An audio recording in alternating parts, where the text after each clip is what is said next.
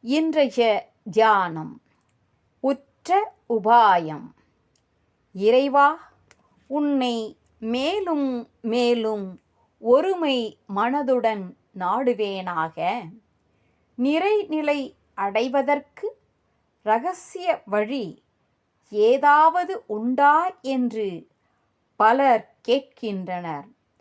பக்தி பண்ணுவது ஒன்றே உற்ற வழியாகும்.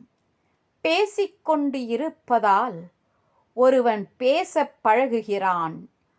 வாசிப்பதன் மூலம் ஒருவன் வாசிக்க கற்றுக்கொள்கிறான். ஓடுவதால் ஒருவன் ஓட வல்லவன் ஆகிறான். வேலை செய்வதால் ஒருவன் வேலையில் நிபுணன் ஆகிறான். தெய்வத்தையும் மனிதனையும் நேசிப்பதால் ஒருவன் அன்புமயமாகிறான்.